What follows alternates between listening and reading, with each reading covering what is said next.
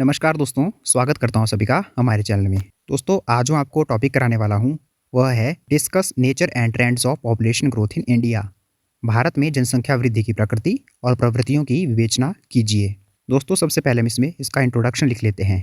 भारत में जनसंख्या वृद्धि की प्रकृति और प्रवृत्तियाँ पिछली एक सदी में काफ़ी जटिल और परिवर्तनशील रही है।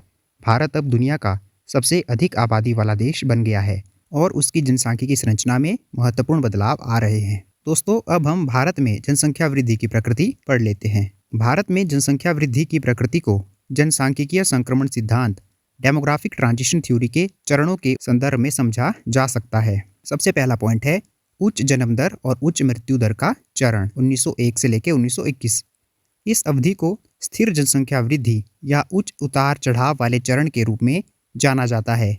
इसमें जन्म दरें बहुत अधिक थी, लेकिन मृत्यु दर भी उच्च बनी हुई थी। इसका मुख्य कारण गरीबी और बीमारी जैसे कि प्लेग, इन्फ्लुएंजा, अकाल और अपर्याप्त स्वास्थ्य सुविधाएं थी। 1921 को महान विभाजक वर्ष मीन्स ग्रेट डिवाइड ईयर के नाम से जाना जाता है, क्योंकि इस वर्ष के बाद जनसंख्या में लगातार वृद्धि दर्ज की गई। 1911 से लेकर 1921 के दशक में वास्तव में नकारात्मक वृद्धि दर्ज की गई थी। अगला पॉइंट है उच्च जन्म दर और गिरती मृत्यु दर का चरण 1921 से लेकर 1981।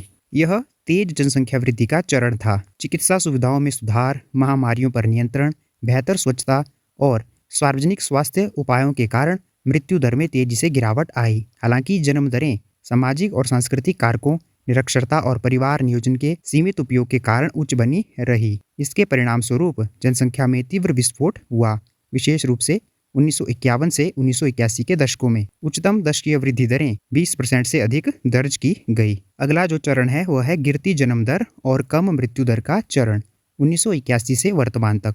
यह घटती वृद्धि दर का चरण है।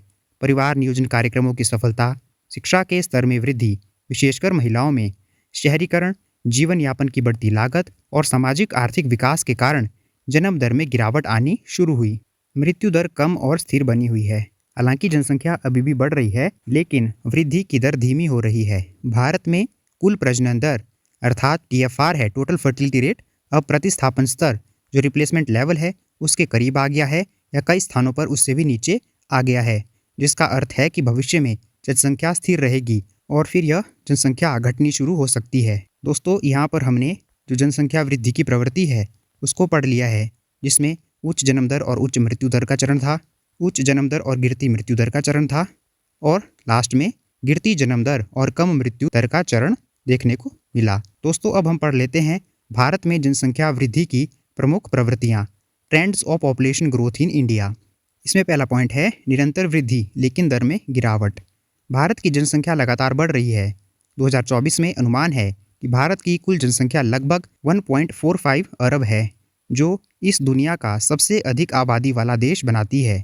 हालांकि वार्षिक जन्म दर जो एनुअल ग्रोथ रेट है उसमें धीरे धीरे कमी हो रही है। उदाहरण के लिए 1961 और 1971 के दशक में यह लगभग 2.2% थी, जो 2001 से 2011 में घटकर 1.64% हो गई। यह दर्शाता है कि जनसंख्या अभी भी बढ़ रही है, लेकिन उस गति से नहीं बढ़ रही है जिस गति से वो पहले बढ़ रही थी। अगला पॉइंट है कुल प्रजनन दर अर्थात टोटल फर्टिलिटी रेट में गिरावट। भारत में कुल प्रजनन दर यानी कि TFR में महत्वपूर्ण गिरावट आई है। यह 1950 के दशक में 5.9 बच्चों से घटकर वर्तमान में राष्ट्रीय स्तर पर 2.0 हो गई है, जो प्रतिस्थापन स्तर जो कि 2.1 है उससे नीचे चली गई है। इसका अर्थ यह है कि यदि यह प्रवृत्ति बनी रहती है तो भारत की जनसंख्या अंततः स्थिर होगी और फिर घटने लगेगी।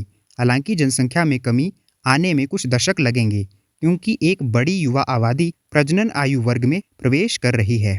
अगला पॉइंट है जनसांख्यिकीय लाभांश, डेमोग्राफिक डिविडेंड। भारत वर्तमान में जनसांख्यिकीय लाभांश की अवधि को अनुभव कर रहा है, जो 2005-6 से शुरू हुआ और 2055-56 तक चलने का अनुमान है। इसका अर्थ है कि भारत में कार्यशील आयु अर्थात 15 से 64 वर्ष की जनसंख्या गैर कार्यशील आयु अर्थात बच्चों और बुजुर्गों की जनसंख्या से अधिक है।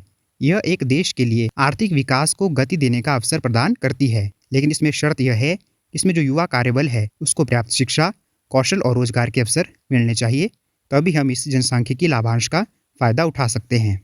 आर्थिक सर्वेक्षण 2018-19 के अनुसार भारत का जनसांख्यिकीय लाभांश 2041 के आसपास चरम पर होगा।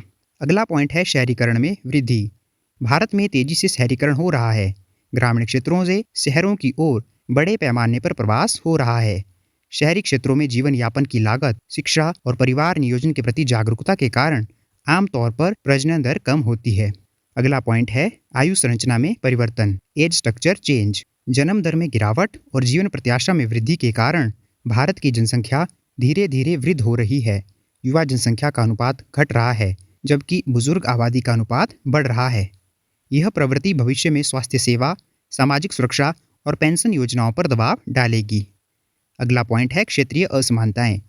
जनसंख्या वृद्धि की प्रवृत्तियों में भारत के राज्यों के बीच महत्वपूर्ण अंतर है। दक्षिणी राज्य जैसे केरल, तमिलनाडु, आंध्र प्रदेश और कुछ पश्चिमी राज्य जैसे महाराष्ट्र, गुजरात पहले ही प्रतिस्थापन स्तर से नीचे की प्रजनन दर तक पहुंच चुके हैं और उनकी जनसंख्या वृद्धि दर कम है। लेकिन उत्तरी राज्य जैसे उत्तर प्रदेश, बिहार, राजस्थान, मध्य प्रदेश में अभी भी उच्च प्रजनन दरें और तुलनात्मक रूप से उच्च जनसंख्या वृद्धि दरें हैं।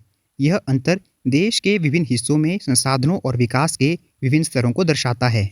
अगला पॉइंट है जीवन प्रत्याशा में वृद्धि। भारत में जीवन प्रत्याशा में लगातार वृद्धि हो रही है, जिसका मुख्य कारण बेहतर स्वास्थ्य सुविधाएं, पोषण और स्वच्छता है। यह भी जनसंख्या वृद्धि में योगदान देता है क्योंकि लोग अधिक समय तक जीवित रहते हैं। तो दोस्तों, यहाँ पर हमने भारत में जनसंख्या वृद्धि की प्रमुख प्रवृत्तियां पढ़ ली हैं, जिसमें की मुख्य पॉइंट है निरंतर वृद्धि लेकिन दर में गिरावट, कुल प्रजनन दर में गिरावट, जनसंख्या की लाभांश, शहरीकरण में वृद्धि, आयु संरचना में परिवर्तन, क्षेत्रीय असमानताएं, जीवन प्रत्याशा में वृद्धि। दोस्तों, अब हम इसका निष्कर्ष लिख लेते हैं। भारत में जनसंख्या वृद्धि की प्रकृति अब जनसंख्या विस्फोट के चरण से घटती वृद्धि दर के चरण की ओर बढ़ रही है, जबकि देश अभी भी पूर्ण रूप से स्थिर जनसंख्या तक नहीं पहुंचा है। प्रजनन दर में गिरावट एक महत्वपूर्ण प्रवृत्ति है। यह जनसांख्यिकी परिवर्तन भारत के लिए एक महत्वपूर्ण जनसांख्यिकीय लाभांश का अवसर प्रदान करता है, लेकिन इसके साथ ही बढ़ती बुजुर्ग आबादी और क्षेत्रीय असमानताओं जैसी चुनौतियां भी साथ लाता है, जिनके लिए प्रभावी नीति निर्माण और संसाधन आवंटन की आवश्यकता होगी। तो दोस्तों, यह था हमारा आज का प्रश्न। भारत में जनसंख्या वृद्धि की प्रकृति और प्रवृत्तियों की विवेचना कीजिए। दोस्तों, अगर आपको हमारी आज की वीडियो अच्छी लगी हो तो आप इसे लाइक कर सकते हैं, शेयर कर सकते हैं और हमारे चैनल को सब्सक्राइब कर सकते हैं। धन्यवाद दोस्तों।